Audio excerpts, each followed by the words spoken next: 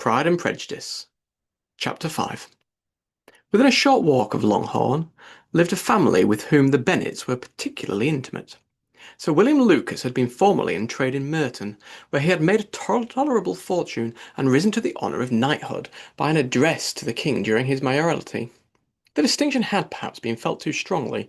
It had given him a disgust to his business and to his residence in a small market town, and quitting them both, he had removed with his family to a house about a mile from Meryton, denominated from that period Lucas Lodge, where he could think with pleasure of his own importance and, unshackled by business, occupy himself solely in being civil to all the world.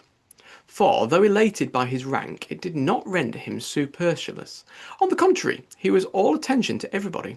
By nature inoffensive, friendly, and obliging, his presentation of St. James's had made him courteous. Lady Lucas was a very good kind of woman, not too clever to be a valuable neighbour to Mrs. Bennet. They had several children. The eldest of them, a sensible, intelligent young woman about 27, was Elizabeth's intimate friend. That the Miss Lucases and the Miss Bennets should meet to talk over a ball was absolutely necessary. The morning after the assembly brought the former to Longhorn to hear and to communicate. "You began the evening well, Charlotte," said Mrs. Bennet, with self-civil command, to Miss Lucas. "You were Mr. Bingley's first choice." "Yes, but he seemed to like his second better." "Oh, you mean Jane?" "Suppose, because he danced with her twice. But to be sure that did seem as if he admired her. Indeed, I rather believe he did. I heard something about it, but I hardly know what. Something about Mr. Robinson." "Perhaps you mean what I overheard between him and Mr. Robinson. Did I not mention it to you? Mr. Robinson's asking him how he liked our Meryton assemblies, and whether he did not think there were a great many pretty women in the room, and which he thought the prettiest, and his answering immediately to the last question, 'Oh, the eldest Miss Bennet, beyond a doubt. There cannot be two opinions on that point.'" "Upon my word! Well, that was very decided indeed. That does seem as if, but, however, it may well come to nothing, you know." "My overhearings were more to the purpose than yours, Eliza," said Charlotte. "Mr. Darcy is not so well worth listening to as his friend, is he? Poor Eliza, to be only just tolerable!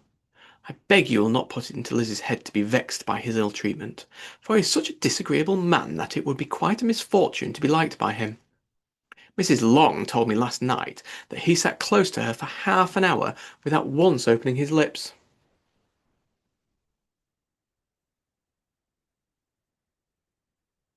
"Are you quite sure, ma'am? Is not there a little mistake?" said Jane. "I certainly saw Mr. Darcy speaking to her." "Ay, because she asked him to last how he liked Netherfield, and he could not help answering her, but she said he seemed very angry at being spoke to." "Miss Bingley told me," said Jane, "that he never speaks much unless among his intimate acquaintances. With them he is remarkably agreeable." "I do not believe a word of it, my dear. If he had been so very agreeable, he would have talked to Mrs. Long. But I can guess how it was. Everybody says that he is eat up with pride, and I dare say he had heard somehow that Mrs. Long does not keep a carriage, and had to come to the ball in a back chaise." "I do not mind his talking to Mrs. Long," said Miss Lucas, "but I wish he had danced with Eliza." "Another time, Lizzie," said her mother. "I would not dance with him if I were you." "I believe, ma'am, I may safely promise you never to dance with him." "His pride," said Miss Lucas, "does not offend me so much as pride often does, because there is an excuse for it. One cannot wonder that so very fine a young man, with family, fortune, everything in his favour, should think highly of himself. If I may so express it, he has a right to be proud."